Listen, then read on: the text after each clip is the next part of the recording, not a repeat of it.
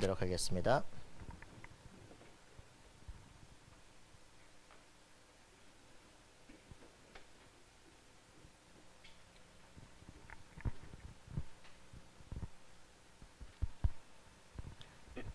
네, 오늘은 기독교적 고정교육 마지막 세 번째 시간으로 준비했습니다. 자, 우리 복습을 간단하게 3학과를 제가 2주에 걸쳐서 얘기를 했는데 혹시 기억 안 나시죠? 네, 그냥 보여주는 걸로. 네, 문법 언어 첫 번째 단계는 문법 언어. 근데 이거를 지식 단계라고 얘기를 하고 있고요. 두 번째는 그 지식을 바탕으로 논리를 형성하는 근데 이제 이해 단계라고 얘기를 하고 있습니다. 그리고 세 번째는 이해한 것을 바탕으로 이제 수사, 여기서는 지혜 단계로 표현을 하고 있습니다. 제가 2주에 걸쳐서 얘기한 건 어떤 이론적인 개념들이었고요. 오늘 얘기할 거는 실전에서 어떻게 할 것이냐. 그래서 그 아이들을 연령별 그 단계에 맞춰서 무엇을 해야 될 것인가, 그것들을 조금 요약을 해서 빠르게 해보도록 하겠습니다. 먼저 그 이제 태어나서부터 10세 이전 그 사이에 해야 될 것 10가지를 먼저 얘기를 하고 있는데요. 그 전에 앞서서 얘기하는 게 뭐냐면 우리가 계속 얘기하는 이 3학과가 왜 하느냐, 왜 이 방법을 쓰느냐, 아이들이 스스로 배울 수 있는 어떤 그런 도구들을 전달하는 것이다 라고 얘기를 하고 있습니다. 그래서 이제 이 저자 2명, 이 두 분이 이제 자녀를 5을 키웠거든요. 이제 그 노하우들을 이제 연령별로 이제 쪼개가지고 얘기를 하고 있습니다. 10세 이전에 중요하게 생각해야 될 거는 억지로 하지 마라.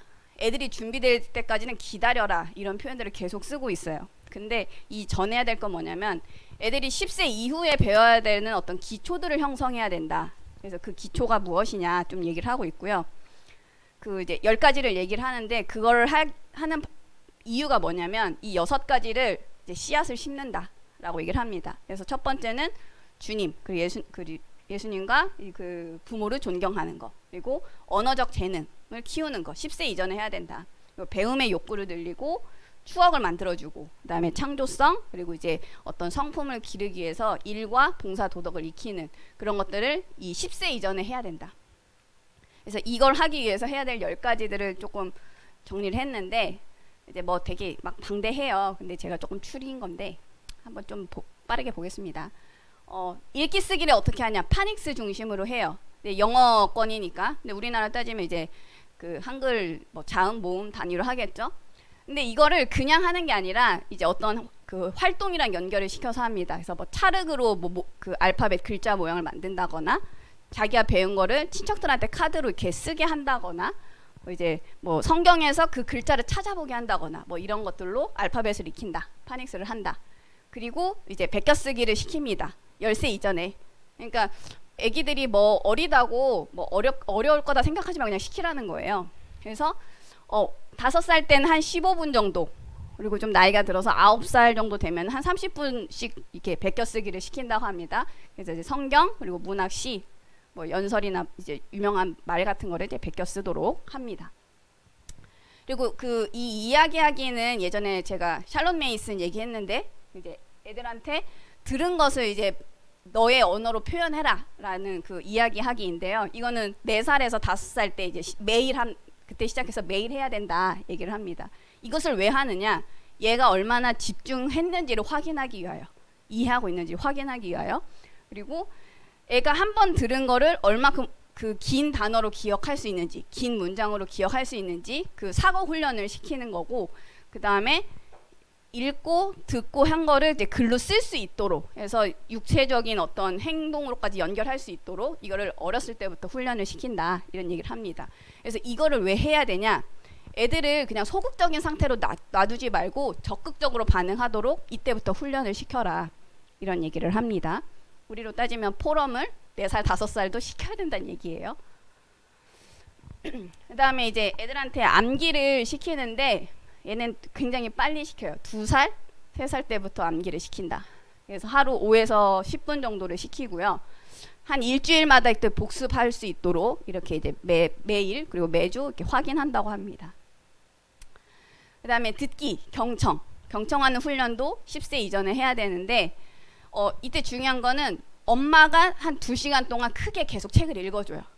그럼 애들이 그걸 계속 듣게를 하는데 이거는 이제 하루 동안 2시간이에요. 그러니까 한 번 앉아서 2시간을 하는 게 아니라 오전에 한 번, 이제 오후에 한 번 이렇게 나눠서 하는데 이 왜 읽어주기를 해야 되느냐? 애들이 글을 몰라도 단어의 음을 배울 수 있다.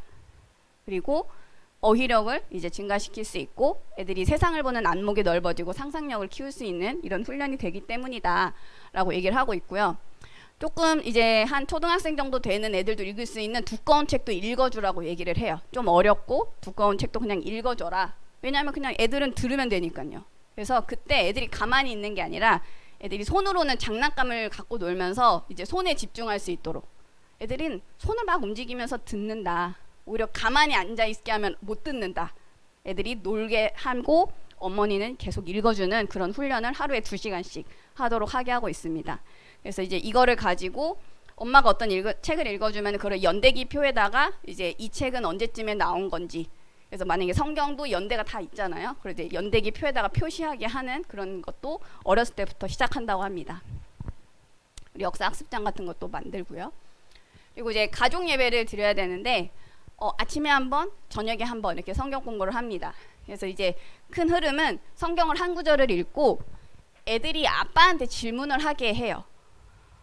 아빠가 애들한테 질문하는 게 아니라 야 너네가 아빠한테 질문해? 라고 하는데 어떤 질문을 유도를 하냐면은 어렸을 때는 조금 이제 그냥 사실적인 내용들, 뭐 어떤 사람이 등장했는지, 어떤 일이 있었는지 그냥 이런 사실적인 질문들을 이제 아빠한테 질문하게 하도록 유도를 하고요. 이제 나이가 들어가면은 어떤 논리 관계를 물어보게 하고 이거를 삶에 어떻게 적용해야 되는지 질문하도록 유도를 합니다. 그래서 아빠는 이제 이 아이들한테 대답해야 될 걸 준비를 해야 된다. 그러면 하는 얘기가 뭐냐면은 자녀들이 하나님을 무시하도록 내버려 두지 마라 라고 해요. 그래서 좀 주의해야 될 부분은 이렇게 좀 만화나 이렇게 소설 형태로 좀 재밌게 쓰인 그런 어떤 성경 관련된 이런 서적들이 있는데 그걸 조금 지양하는 형태로 얘기를 합니다. 하나님 말씀을 이제 순종하고 존중할 수 있도록 성경책으로 하도록 좀 얘기를 하고 있더라고요. 그다음 미술 공예품을 가지고 어떻게 교육을 시키냐? 애들한테 어떤 장소를 방문하게 한다던가 도구를 주거나 시간을 줘서 스스로 창조력을 기를 수 있도록 이렇게 미술 활동도 하고 있고요. 그다음에 어렸을 때도 이런 어떤 이제 현장 학습을 하도록 합니다. 그래서 뭐 콘서트, 연극, 과학, 박람회 뭐 이런 것들을 방문하고요. 이 그 10세 이전 해야 되는 거는 그 도서관을 어떻게 이용하는지를 반드시 가르쳐야 된다. 그래서 책을 찾기 위해서 도서관 사서한테 어떻게 물어봐야 되는지, 그리고 종류별로 어디 가서 어떻게 찾아야 되는지 이 이용 방법을 알 수 있도록 데리고 가서 이제 알려준다고 합니다. 근데 이제 도서관에 가면은 그 책이 굉장히 많잖아요. 그 아이들이 자기가 읽고 싶은 것만 막 읽고 위험한 쓰레기가 많다 얘기를 하는데 하나 얘기를 해주더라고요. 칼데콧이라는 그 뭐 아동 문학 상 같은 게 있나 봐요. 그거를 수상한 책들은 그래도 좀 안전한 편이다라고 얘기를 하고 있습니다. 제가 찾아봤는데 그런 책들을 많이 추천을 하고 있더라고요. 그리고 이제 8번째는 일이나 봉사를 이제 훈련을 시켜야 되는데 이분들이 계속 강조하는 게 뭐냐면은 어렸을 때부터 아이들이 가사 일을 많이 해야 된다. 계속 강조를 합니다.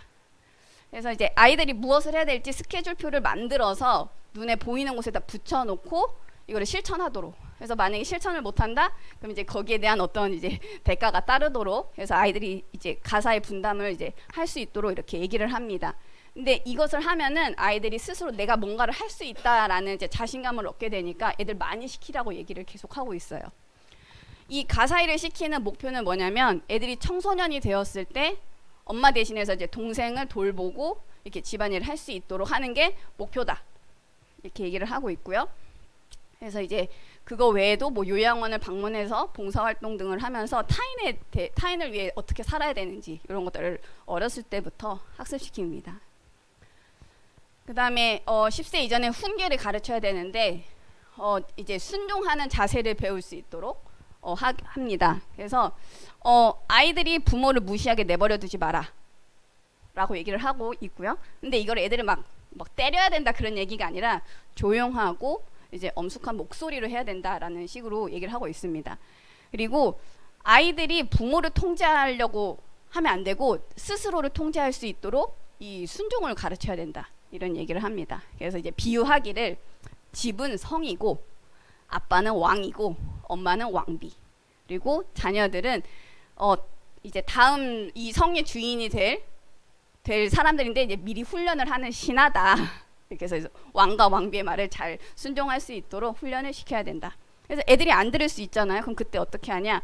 뭐 이제 독서 시간 뺏기, 뭐 벌금 내기, 뭐 특권을 뺏기, 뭐 이제 거리 청소하기 뭐 이런 것들을 시키는데 요거에 대해서는 뒤에서 다시 한번 좀 얘기를 하겠습니다. 이제 놀이 탐구는 어떻게 하냐? 진짜에 투자하라.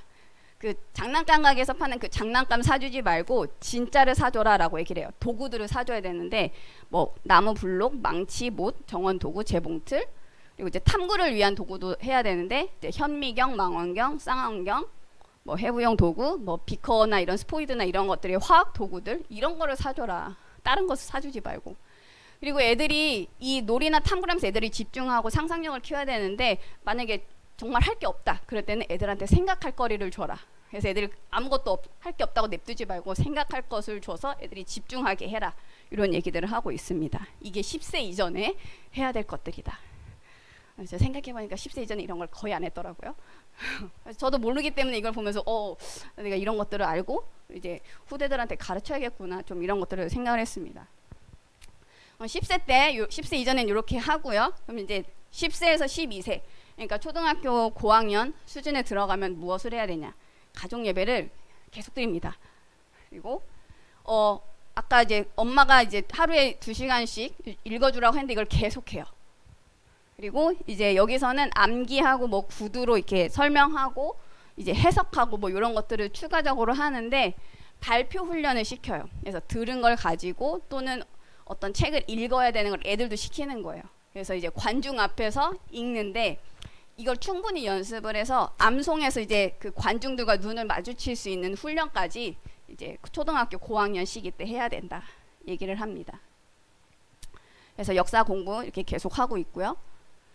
작문 공부도 이제 들어가는데 이때는 매일 무엇인가를 써야 된다. 뭐 일기나 뭐 편지나 뭐 카드나 뭐 이런 것들을 계속 쓰면서 해야 되는데 막 어렵게 하지 말고 단순하게 좀 심플하게 접근해라 좀 얘기를 하고 있습니다.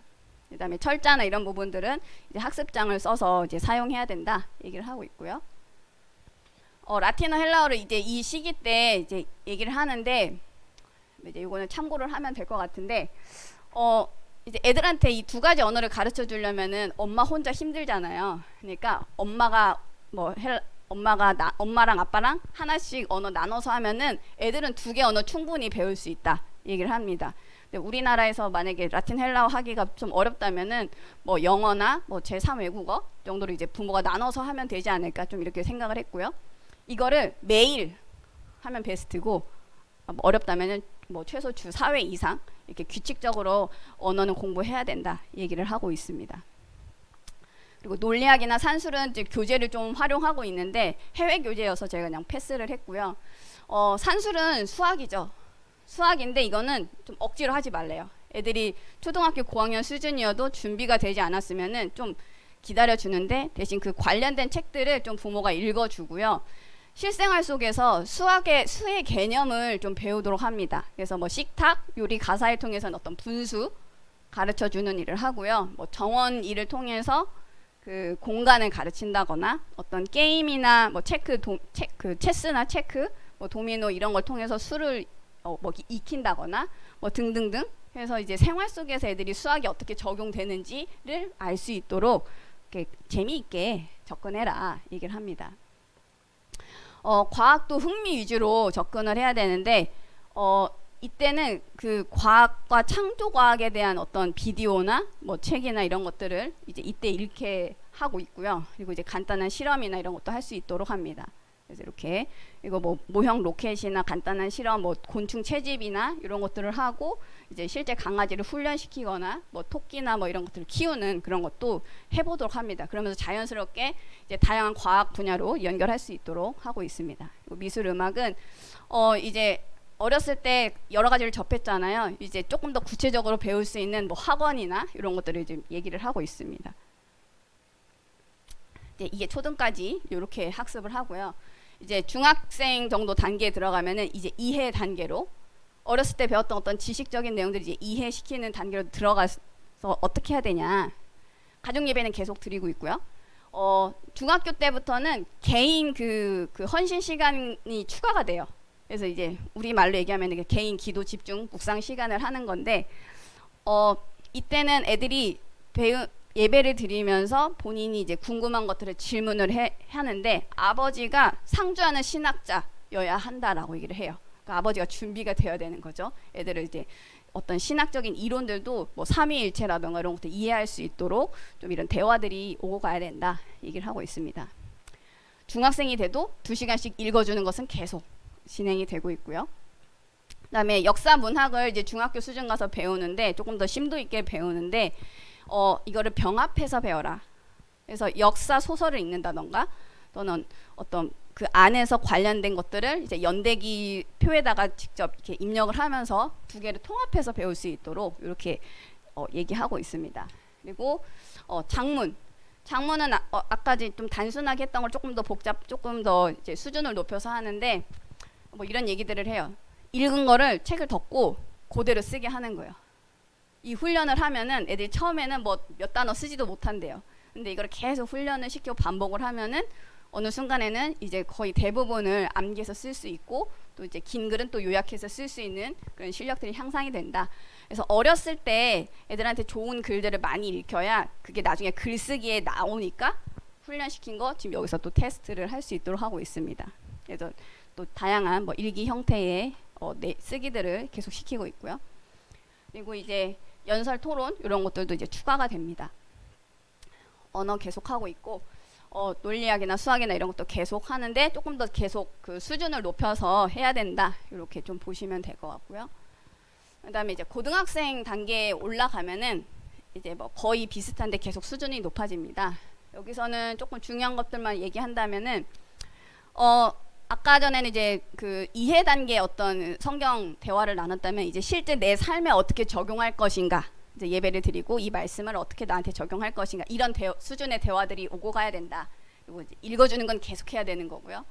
그리고 이제 여기서 조금 중요한 거는 정부 경제 법에 대해서 배워야 된다. 그래서 재밌는 얘기를 하더라고요. 미국의 초기에는 모든 사람이 법에 능통했다. 그래서 그때 나오는 법책들은 법을 잘 모르는 일반인들을 위해서 나온 책인데 지금 너무 전문화된 거죠. 근데 어렸을 때 이런 것들에 좀 노출이 되고 이런 것들에 대한 기본 지식을 갖고 있으면은 성인이 되었을 때 그런 분쟁들을 미리 막을 수 있다는 거예요. 그래서 기본적인 헌법이나 뭐 이런 것들을 좀 애들한테 가르쳐야 된다, 이렇게 얘기를 하고 있습니다. 그래서 나머지는 계속 디벨롭 되고 있다 보시면 되고요. 그래서 이 각 단계별로 그 하루 스케줄들 이렇게 이분이 자기들은 어떻게 했는지를 이제 썼는데, 10세 이전에도 애들 5시에 깨워요. 그래서 엄마도 그때 일어나고 엄마 아빠 다 그때 아이들까지 5시에. 우리 동정이 몇 시에 일어나요? 말하지 않는 걸로. 일찍 일어나죠. 우리 예배 새벽 예배 이렇게 링크도 올려주고.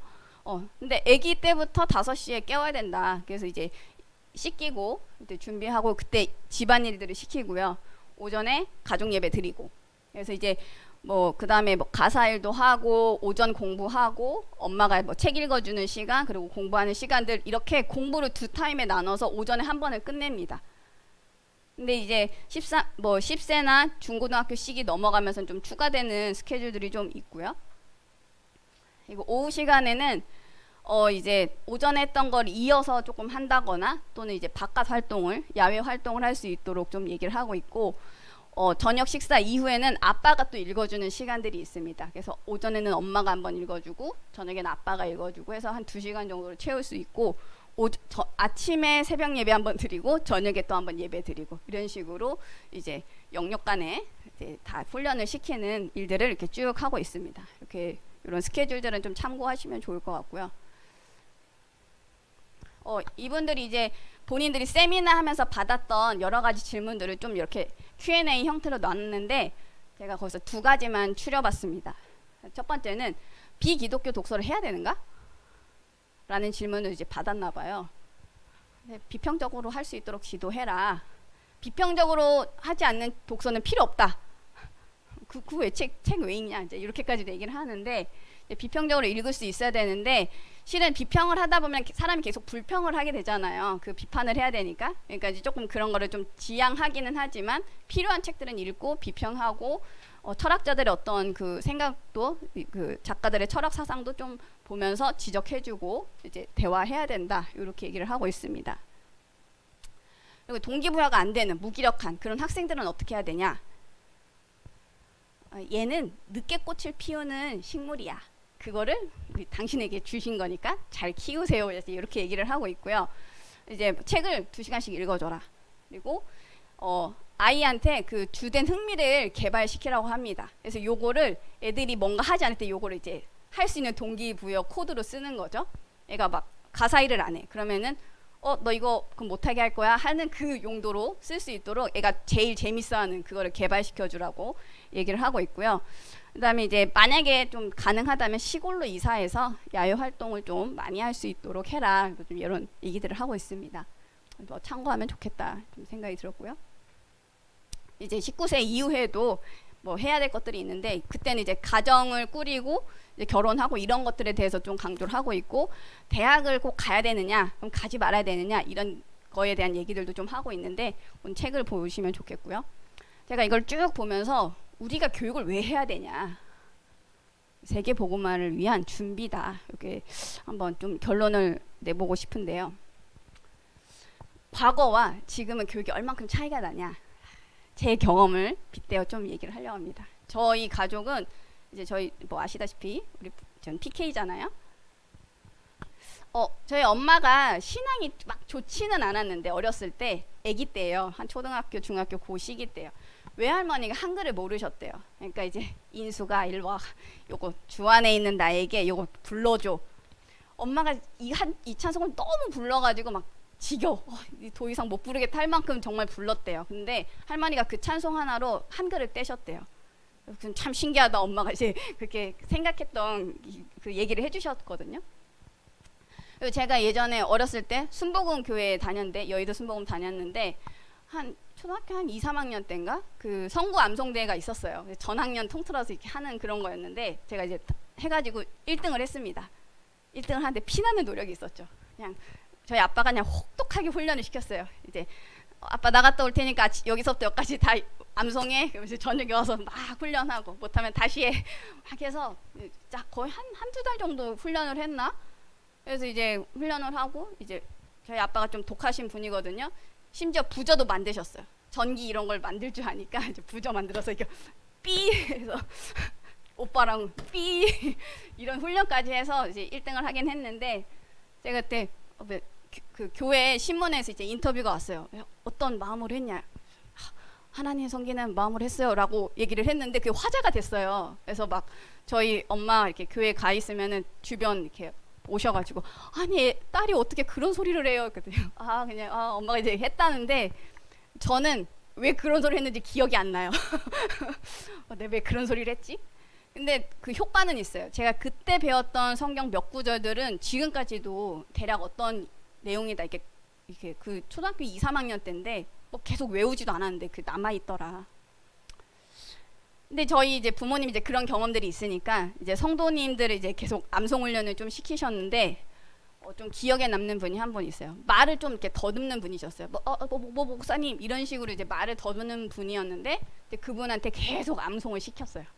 그냥 이제 읽고 따라 읽으세요. 또 따라 읽고 또 책 덮고 따라 해보세요. 따라 하고 이제 이런 식으로 계속 훈련을 했는데 그분이 한 몇 년 만에 한 39절 정도 이제 암기를 하시고 나중에 저희 교회에서 이제 소천하시고 그랬는데 제가 그분 보면서 와, 저분은 암기 못할 것 같은데 하는데 외우시더라고요. 39절 막 쭉 암기하시고 하면서 좀 신기하다 이런 생각도 했었습니다. 그런데 요즘은 어떠냐? 얼마 전에 어떤 그 교사가 커뮤니티에 글을 썼어요. 선실이가 알려줘서 저도 이제 들어가서 봤는데 아니 내가 교사인데 아동 학대 위험을 무릅쓰고 애들 훈육할 필요가 있냐? 이런 이제 한탄에 섞인 글을 썼다고 합니다. 요즘 어떤 일이 벌어지고 있냐면 교사가 훈육을 하면 아동 기분 상해죄가 있대요. 아동의 기분을 상하게 했어. 그게 죄야. 그래서 아동 학대로 고소를 당한다. 그러면 이제 변호사 써야 되고 그거 항변해야 되는데 그런 소명 기회도 주지도 않고 그냥 낙인이 찍혀버린 거예요. 아동 학대 교사로. 그러니까 이 교사가 뭐라고 하냐? 그냥 자기네 애들이 난동을 부리고 쌍욕을 하고 막 지랄 발광을 해도 얘들아 하지 말자 그냥 하고 끝난다는 거예요. 내가 뭐하러 위험을 무릅쓰고 그 애들을 가르쳐야 돼, 훈육해야 돼? 참 그걸 놓고 이제 갑론을박이 좀 있었는데 뭐 교사를 욕한다는 그 얘기가 아니라 지금 현실이 이렇다라는 걸 좀 우리가 봐야겠다. 그래서 이제 어떤 사람들이 이렇게 얘기를 해요. 교사들이 이제 받아쓰기, 일기쓰기, 알림장 쓰기, 뭐 칭찬 스티커 주기 이것도 다 아동 학대로 신고되니까 지금은 거의 안 한대요. 그러니까 애들 문해력 수준이 거의 바닥을 치고 있다. 뭐 지금 그런 게 지금 학교 지금 현실이고 교육 현실이다. 좀 봐야 될 것 같습니다.